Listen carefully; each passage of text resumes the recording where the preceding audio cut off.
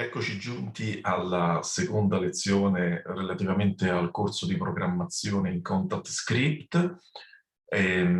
Abbiamo visto in linea di massima nella prima lezione che cosa vuol dire realizzare in qualche modo una libreria sonora, partendo dalla scelta della sorgente sonora, il campionamento, l'editing, il processing, l'export dei campioni e infine la mappatura degli stessi all'interno degli strumenti virtuali che emulano praticamente il funzionamento di un campionatore.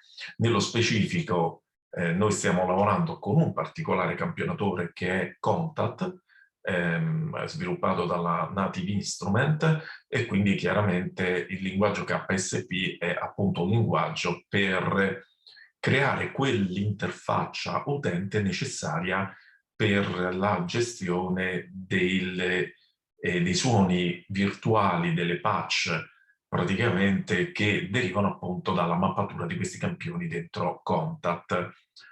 Dunque in questa nuova lezione cominceremo a entrare all'interno del campionatore Contact e vedremo come appunto iniziare a creare questo tipo di interfaccia che prende il nome della Performance View.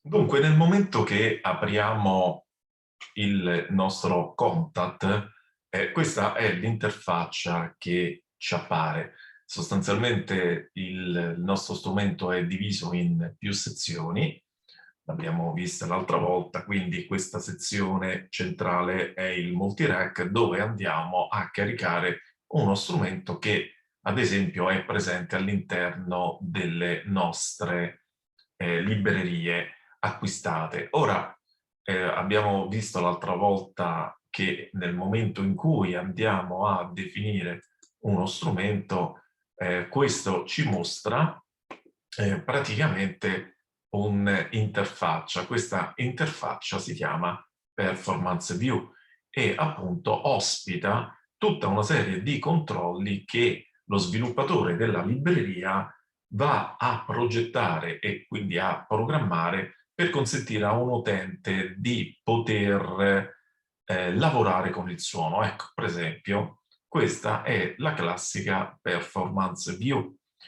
Ogni produttore di librerie sviluppa la sua Performance View sulla base di una grafica e sulla base anche di una serie di controlli che dipendono chiaramente dal tipo di libreria a cui stiamo lavorando. Spesso la stessa Performance View è divisa anche in più pagine, per esempio vedete se io clicco questo strumento o clicco quest'altro, praticamente la pagina mostra maggiori controlli e quindi chiaramente tutto questo richiede una progettazione e una programmazione che passa appunto per il linguaggio il Contact Script, che è chiamato appunto KSP. Quindi vediamo come poter realizzare innanzitutto una performance view all'interno di un nostro strumento. Intanto, per cominciare, creiamo la nostra patch. Normalmente quando si crea una libreria si passa appunto nel realizzare un nuovo strumento. Quindi per fare questo si può cliccare qui su Contact dove c'è il simbolo del dischetto, appare un menu e da questo menu noi possiamo aggiungere uno strumento nuovo. Questo strumento nuovo è uno strumento vuoto, in questo caso, cioè non ci sono campioni, non c'è interfaccia, non c'è nulla, c'è solamente un contenitore. Pertanto possiamo già, come prima cosa, dare un nuovo nome a questo strumento. Allora, per esempio, noi potremmo, per dare un nuovo nome, si clicca all'interno del campo nome, si cancella e si aggiunge il nuovo strumento. Per esempio, lo possiamo chiamare primo strumento, primo script. Vabbè. Certo, un nome proprio di grande di fantasia. Comunque sia, una volta che noi abbiamo premuto invio, Adesso questo strumento si chiamerà appunto primo script. Dopodiché, per poter lavorare all'interno dello strumento, bisogna entrare nella modalità edit dello strumento di Contact. Questa modalità edit prevede di cliccare su questo simbolo della chiave inglese, per cui facendolo l'interfaccia dello strumento si espande e mostra una serie di sezioni che possono essere utilizzate per aggiungere degli effetti, delle modulazioni e praticamente all'interno di questa sezione molto ampia esistono anche dei pulsanti principali. Ci sono 5 pulsanti principali che danno accesso agli editor di Contact. Il primo, che si chiama l'Instrument Option, è una finestra molto importante e ci permette praticamente di definire, per esempio, l'intervallo delle note attive all'interno dello strumento e tutta una serie di elementi che poi vedremo più avanti. Quello che ci interessa a noi è innanzitutto cominciare a capire come posso sviluppare questo strumento. Intanto in quello che è chiamato il Group Editor, che è questa ampia finestra, noi possiamo sostanzialmente aggiungere al nostro Contact i cosiddetti gruppi. Cosa sono i gruppi dentro Contact? Sono delle collezioni di campioni.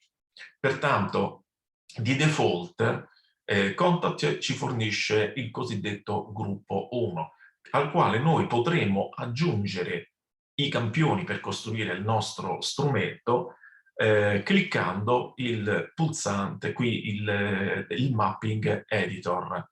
Quindi sostanzialmente dopo che io ho cliccato sul group editor, cliccando sul mapping editor, si apre un'altra finestra all'interno della sezione gruppo dove è possibile, vedete, vedere un'area dove io qui potrò importare i nostri campioni.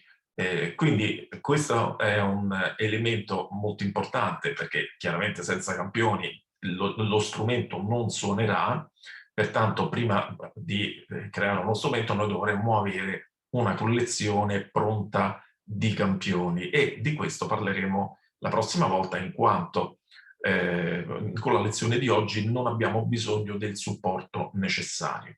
Comunque sappiate che per i nostri esercizi è importante avere dei campioni da realizzare e da poter utilizzare, pertanto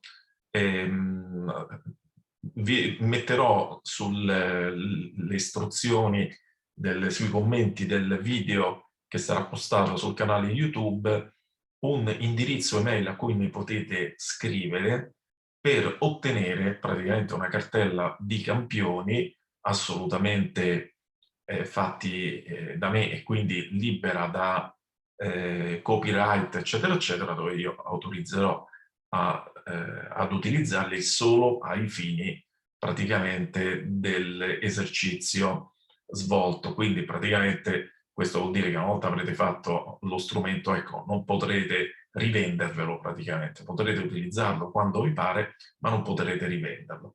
Ecco, in questo caso, ripeto, non abbiamo bisogno della struttura di gruppi e di mappatura, quindi per il momento bypassiamo la spiegazione di questi due editor. Quello che è molto importante invece è il cosiddetto script editor. Ecco, lo script editor ci permette di realizzare e progettare la cosiddetta performance view. Possiamo vedere che questo script è praticamente diviso in 5 parti. Vedete, ognuna di queste parti si chiama empty. Ecco, abbiamo una seconda, una terza, una quarta e una quinta. Cioè sostanzialmente noi possiamo inserire all'interno del nostro contact ben 5 script che sono tra loro assolutamente indipendenti. Quindi questo vuol dire che possiamo progettare ben 5 performance view. La performance view è questo spazio grigio che di default ha una dimensione piuttosto limitata, ma che si può espandere, nella quale noi potremo inserire tutti gli oggetti, tutta la grafica necessaria per offrire appunto all'utente la possibilità di avere dei controlli sullo strumento che stiamo realizzando. Dunque, se la performance view ospita degli oggetti che noi andremo a progettare, ovviamente ha bisogno di un editor per poter scrivere tutte le istruzioni che fanno parte del linguaggio KSP e che a noi servono per progettare il nostro script. Per poter accedere alla finestra editor della nostra nostra performance view, occorre cliccare qui su questo pulsante chiamato Edit. Nel momento in cui io clicco sul pulsante Edit, appare una finestra non grandissima, ma comunque una finestra nel quale è possibile inserire all'interno le istruzioni. Ora, ovviamente, se voi provate a cliccare, vedete che potete scrivere un qualunque testo. Ora, ovviamente, sto scrivendo un testo che non rappresenta niente all'interno del Content Script Language, ma è soltanto per far vedere che comunque la finestra è in grado di accettare questo editor. Ora il problema è che questa finestra qui è piuttosto scomoda da utilizzare, prima di tutto perché è piccola, e considerate che normalmente uno script contiene centinaia, migliaia, a volte decine di migliaia di linee di codice, quindi gestirle tutte quanto da uno strumento così piccolino, con un carattere di scrittura così piccolo, assolutamente non è agevole. Dunque, come risolvere il problema? Esistono fortunatamente dei tool esterni, degli editor, nel quale noi possiamo scrivere lo script all'interno di questi editor e poi trasferirlo qui nell'editor del content editor in una maniera automatizzata oppure semplicemente facendo copia e incolla. Addirittura la Native Instrument nella versione 6 di Contact ha sviluppato un Creator Tools, si chiama, è un editor ovviamente fatto apposta per poter progettare gli script all'interno di Contact. Ma esistono, come vi dicevo, editor esterni e noi ne utilizzeremo proprio uno di questi per poter lavorare. Utilizzeremo un editor che si può prendere legalmente e in maniera molto semplice. È un editor che esiste da parecchio tempo e che è molto facile da utilizzare. Questo editor è sviluppato da un professionista, si chiama Nils Lieberg, è chiamato Scripting Tool e si può prelevare al seguente indirizzo internet che vedete qui nel riquadro, praticamente https://nilslieberg.se/ksp/. Praticamente questo editor funziona benissimo, è un editor che si può scaricare gratuitamente, praticamente da questa pagina potete accedere qui al download. Il download c'è disponibile per Windows, è disponibile per Mac, quindi a seconda del sistema operativo che state utilizzando potete scegliere la versione adatta.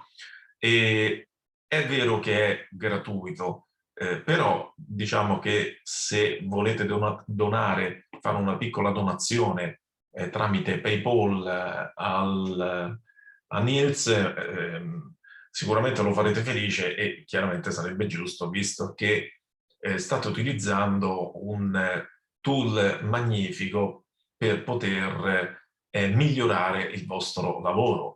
Di certo meglio lavorare su uno script editor grande quanto una pagina di Word, piuttosto che lavorare su una finestrella così piccola. Quindi per coloro che non hanno accesso qui al Creator Tool di Native Instrument, questa è un'ottima soluzione alternativa. Come questa ne esistono tante altre. Io utilizzo questo tools da parecchi anni e devo dire mi trovo molto bene. Quindi la prima cosa che vi consiglio di fare è scaricare dal link lo script editor, dopodiché una volta scaricato salvatelo in una locazione che vi rimane facile da ritrovare e avviate lo script per la prima volta. Quindi adesso questo è proprio quello che faremo. Quindi chiudiamo la nostra finestra. Questa è l'icona del Niels Liberg Script Editor. Quindi cliccando su questa icona si apre questa interfaccia. Come potete vedere è un'interfaccia decisamente più,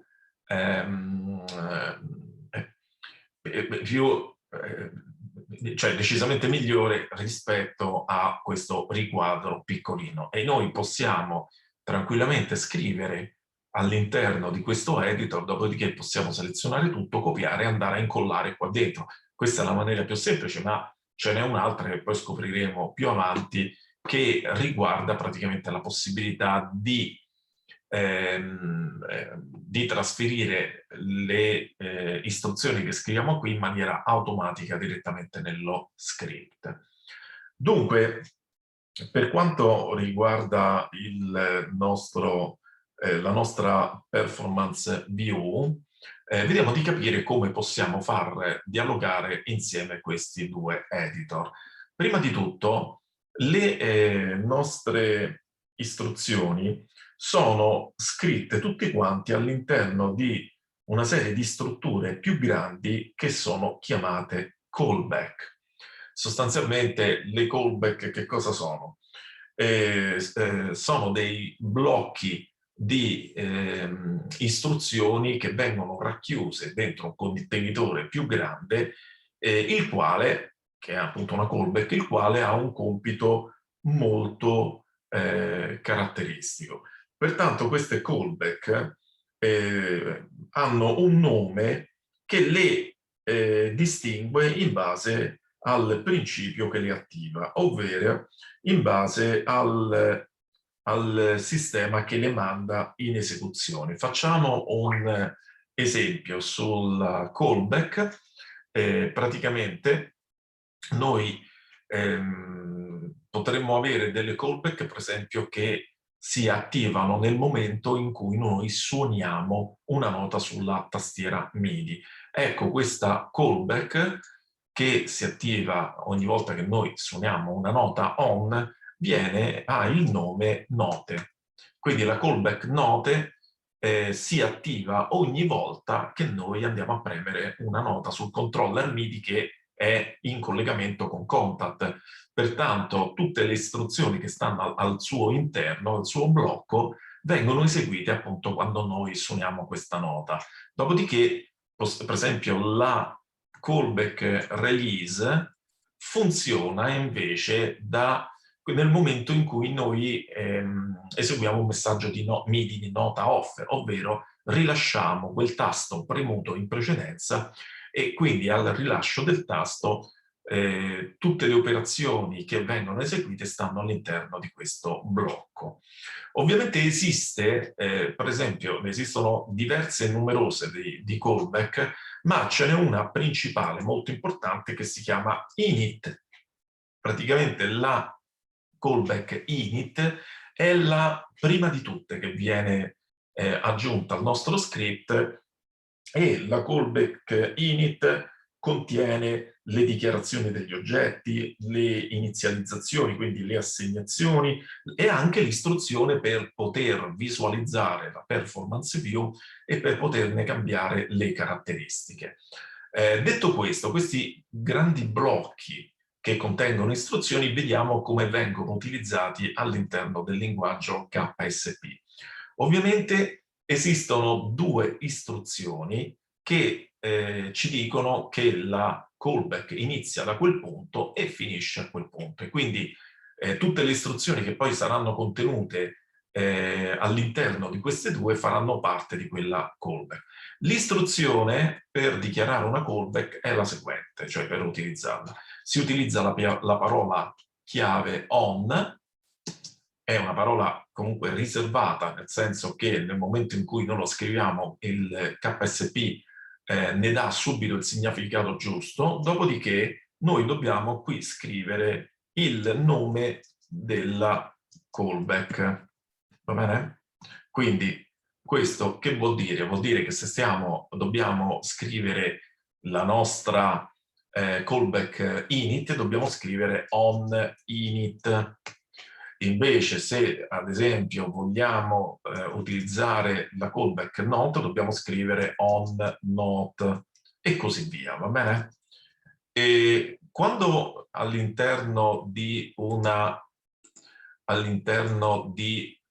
sintassi, questa è una sintassi, si usano questi simboli del minore e del maggiore, vuol dire che qua dentro ovviamente non è on scritto nome della callback, e qua dentro questo testo va sostituito col suo significato, cioè se io scrivo on e poi dico nome della callback, appunto devo inserire on, devo utilizzare la callback col suo nome per poterla utilizzare, va bene? Questo è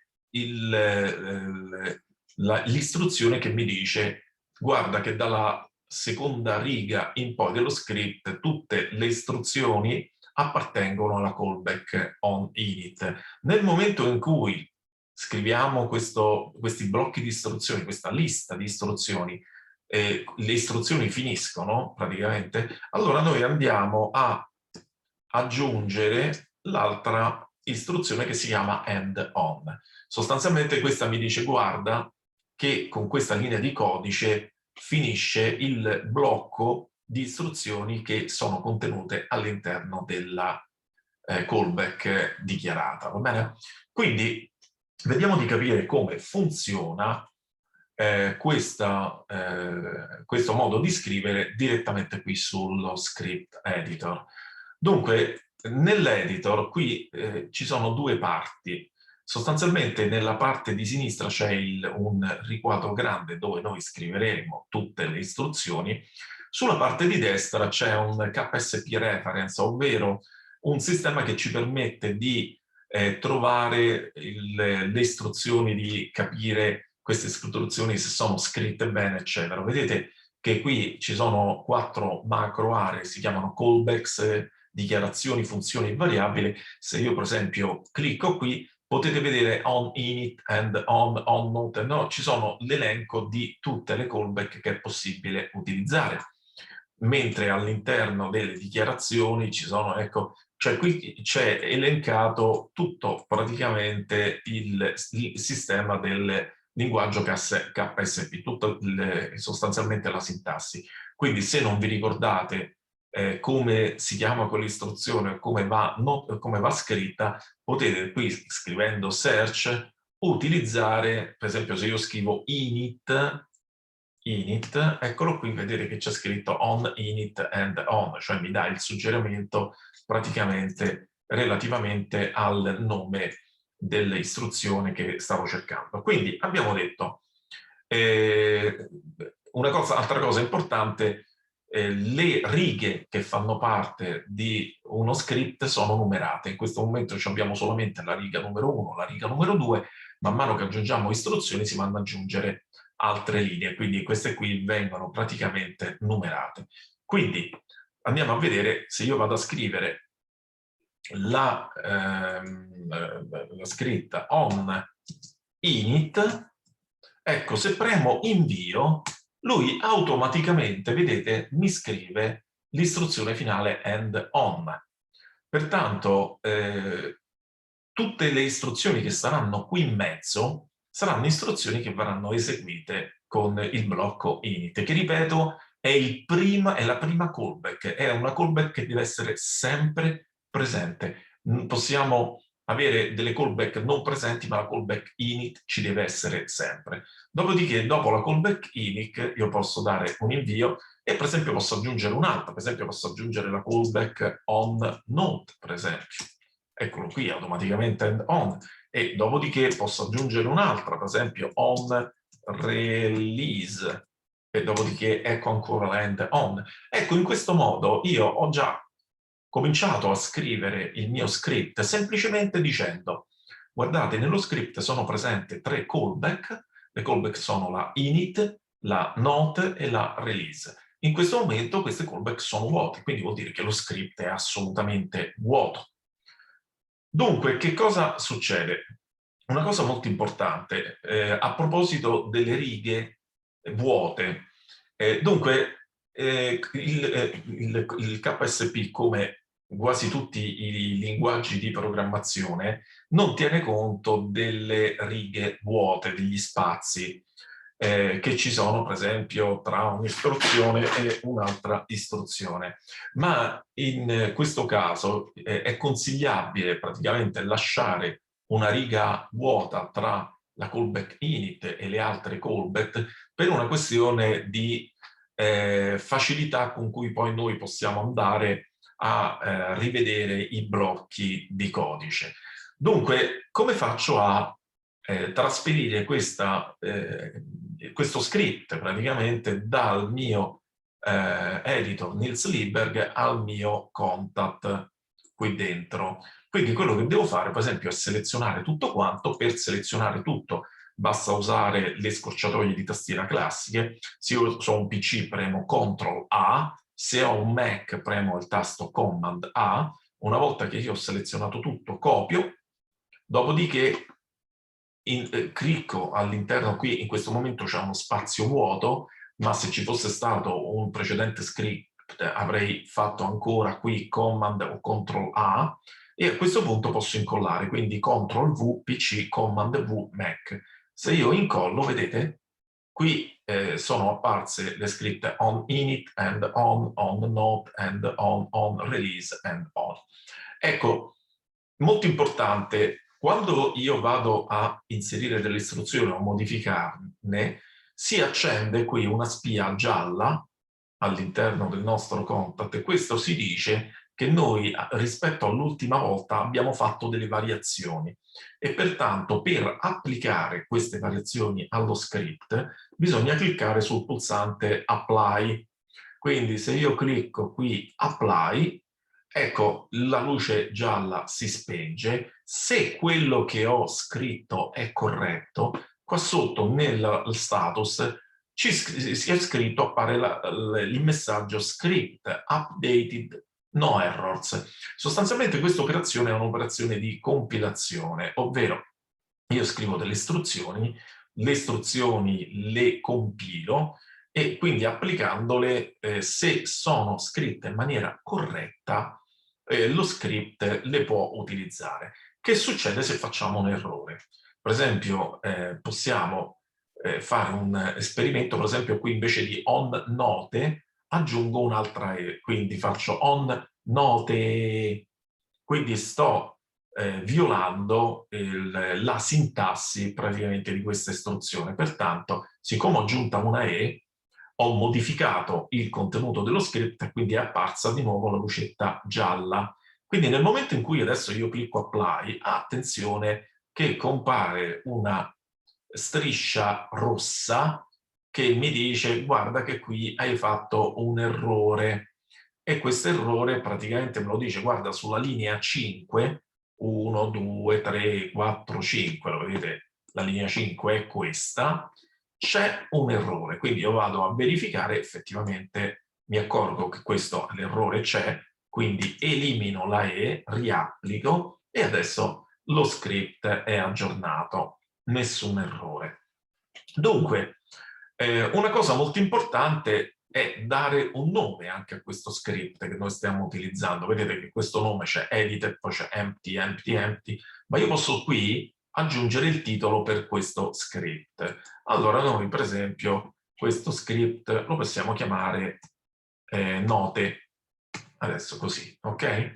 Quindi nel momento in cui noi applichiamo, questo script si chiama note, e possiamo vedere che anche qui nell'intestazione della performance view è comparsa la lettera note.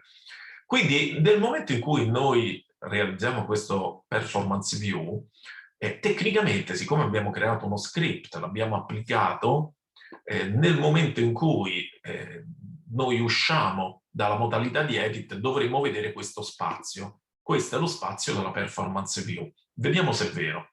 Io clicco sulla chiave inglese e esco, e come vedete che qua sotto invece non compare nulla. Questo perché? Perché è vero che noi ritorniamo in modalità edit, è vero che noi abbiamo creato uno script. Questo script si chiama note, però noi in questo script non c'è niente e soprattutto non abbiamo detto, guarda che vogliamo vedere la performance view. Ora, per poter vedere la performance view, occorre creare una istruzione molto particolare che deve essere inserita all'interno della callback init. Questa istruzione si chiama così: make, alla seguente sintassi, trattino basso, perf view. Allora, questa istruzione, make perf view, praticamente istruisce il contact a farci vedere la performance view nel momento in cui noi usciamo dalla modalità edit e torniamo alla funzionalità della patch.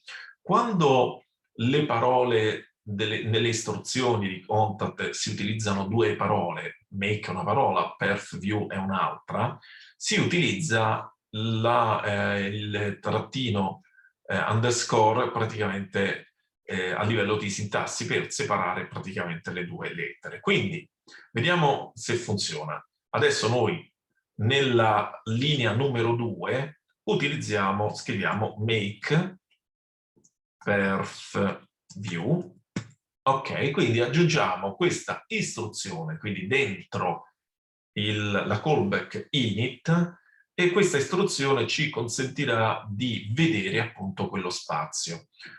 Un'altra convenzione che si usa quando si realizzano gli script, normalmente si usa un'indentazione, cioè le callback, le istruzioni relativamente al on init and on not and on, si trovano su un livello superiore praticamente di indentazione, dopodiché le altre istruzioni cominciano ad avere il secondo livello, il terzo livello, eccetera. Questo, ripeto, sempre per consentire di avere un ordine nella scrittura dello script e una facilità di rilettura delle istruzioni. Quindi adesso noi selezioniamo tutto, ricopiamo, dopodiché torniamo qui nello script, andiamo a selezionare nello script nuovamente tutto quanto e una volta selezionato lo script andiamo a incollare. Vedete che adesso è stata aggiunta la istruzione make perf view e andiamo a vedere che succede se io vado a cliccare su apply. Ecco, lo script è andato a buon fine e sembra che non è successo niente, ma questo non è vero, perché uscendo dalla modalità, ecco che adesso appare il nostro spazio. Questa è la performance view di default e pertanto siamo riusciti a visualizzarla. Questa performance view comunque si può anche nascondere perché è comparso anche qui sulla destra il pulsante PV che è performance view, per cui se io clicco questo pulsante la performance view viene nascosta, se io riclicco su questo pulsante la performance view viene nuovamente visualizzata. Ecco che adesso ritorniamo all'interno. Questo praticamente è lo script più piccolino che si possa realizzare dentro Contact, ovvero sostanzialmente dichiarare la performance view all'interno della callback init, applicarla e questo ci fa praticamente apparire la performance view nella modalità playback della patch. Ora abbiamo detto che ci sono più possibilità di aggiungere performance view e script. Per esempio, se io qui ancora andassi in edit e incollassi nuovamente quell'istruzione, cioè quello che abbiamo appena copiato, on init, make performance view, eccetera, eccetera, io qui per questo titolo, per esempio, potrei chiamare, che ne so, questo potrebbe essere un sequencer. Per esempio, io qua dentro potrei mettere delle istruzioni per fare uno step sequence e a quel punto, vedi, io faccio applica. Allora che succede? Adesso le performance view sono due, quella che si chiama note e quella che si chiama sequencer. Ripeto, le due performance view sono assolutamente indipendenti. Che succede nel momento in cui io esco? Nel momento in cui io esco dalla mia patch, ecco, potete vedere che qui è comparsa una barra che mi dice: guarda, adesso tu stai visualizzando la performance view relativamente allo script chiamato note, mentre se clicco qua, adesso sto visualizzando la performance view relativamente allo script chiamato sequencer. Ora, chiaramente sono vuoti tutti e due gli script, e quindi chiaramente sembra che non succede niente, ma quando ci saranno i controlli io potrò vedere delle pagine diverse, quindi potrò progettare dei controlli differenti a seconda della funzionalità che voglio dare alla pagina, ovvero alla performance view. Bene, prima di chiudere, ovviamente cerchiamo di capire come salvare i due elementi in modo tale che nella prossima lezione possiamo ripartire da qui e andare avanti cominciando ad aggiungere le prime istruzioni utili per poter rendere questa patch funzionale. E dobbiamo chiaramente, prima di aggiungere queste istruzioni, comunque aggiungere anche dei campioni. Ecco, ripeto, se volete fare passo passo con me questo lavoro, nelle informazioni del video troverete l'indirizzo email a cui potete scrivermi per richiedere questi campioni e io sarò ben felice di mandarveli, con la restrizione ovviamente che li potrete utilizzare solo limitatamente alle esercitazioni che stiamo svolgendo. Sono campioni che non sono presi da nessuna libreria, sono campioni che il sottoscritto ha realizzato, quindi state assolutamente tranquilli in questo, però mi raccomando, rispettate questa volontà. Dunque, la prima cosa importante è che bisogna salvarci questo strumento. Uno strumento, una volta creato, si può salvare, si va sempre nel menu dove c'è il dischetto e si fa Save As. Ecco, qui compare il nome, vedete, strumento 1, primo script. Dal momento in cui io clicco, si apre qui una finestra dove posso andare a scegliere praticamente una cartella e posso creare una nuova cartella. Qui dentro questa cartella lo chiamiamo primo script. Eccolo qui, quindi la creo. Ecco che compare il primo script, quindi la cartella è selezionata. Il nostro strumento si chiama primo script, quindi lo salviamo ancora come primo script e possiamo scegliere, attenzione, se salvare solamente la patch oppure salvare la patch con i campioni, perché chiaramente quando voi salvate uno strumento dovete salvare, oltre che lo strumento stesso, anche i campioni che sono connessi allo strumento, altrimenti voi rischiate che i campioni stanno da una parte e lo strumento sta dall'altra. In questo caso non li abbiamo i campioni, pertanto gli diremo salva solamente la patch. Quindi a questo punto io faccio salva. Andiamo a vedere che cosa è stato salvato. Intanto questo possiamo chiudere. Grazie.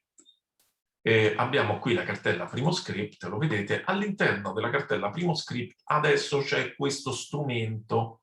Questo strumento ha l'estensione NKI, che vuol dire Native Contact Instrument, quindi questo vuol dire che se io lo chiudo, ecco, ho chiuso lo strumento, se voglio ricaricarlo posso qui dalla cartella fare il trascinamento, prendo, trascino, rilascio dentro il nostro rack ed ecco che vedete che qui ci sta la nostra patch primo script, così come l'avevamo salvata. Quindi dopo averlo salvato possiamo chiudere il nostro contact. Prima di chiudere la lezione dobbiamo salvare anche lo script in modo tale che la prossima volta possiamo chiaramente continuare a lavorarci. Io vi consiglio di creare una cartella che chiamate script, per esempio KSP, oppure potete salvare questo script all'interno della cartella dove c'è il vostro strumento. Questo per esempio potrebbe essere una buona idea, perché così se archiviate questa cartella comunque archiviate anche lo script. Quindi nel momento in cui gli faccio file, dunque aspettate, selezioniamo Nils Lieber, ok, fa save as. A questo punto posso dirgli, guarda, sul desktop c'è la nostra cartella primo script, eccolo qui, e in questa cosa qua ci possiamo scrivere lo script note e seguente, lo script note, il primo praticamente, d'accordo? Quindi nel momento in cui io faccio salva, eccolo qui, vedete che c'è lo script note, e quindi poi potremo riaprire questo script e continuare a lavorare la prossima volta. Dunque, la lezione è terminata, vi ringrazio, è stata una lezione abbastanza lunga, ma è molto difficile spezzare queste prime parti, soprattutto in lezioni più piccoline. Io continuo a ribadire che queste sono lezioni gratuite che sono pensate soprattutto per dare una mano a chi non può permettersi di frequentare corsi a pagamento, vuoi perché magari non ha le risorse economiche disponibili, o vuoi perché non ha il tempo materiale per poterlo fare perché magari lavora. O queste lezioni spero che possano essere utili anche a chi invece sta frequentando anche dei corsi importanti e magari ha bisogno di un approfondimento, oppure questi argomenti non vengono trattati in quei corsi. E quindi tutto questo è possibile soprattutto perché ho un progetto Patreon avviato dove ovviamente chiedo supporto per poter permettere a me di dedicare tempo per realizzare questi video. Quindi se volete sottoscrivere questo programma, questo progetto, ve ne sarei davvero grato. Sempre nelle informazioni del video ci sono le istruzioni per poter partecipare. Chi può avrà la mia gratitudine e soprattutto anche quella di tutte le persone che stanno usufruendo di questi corsi. Vi ringrazio per aver seguito la lezione, ci vediamo la prossima volta.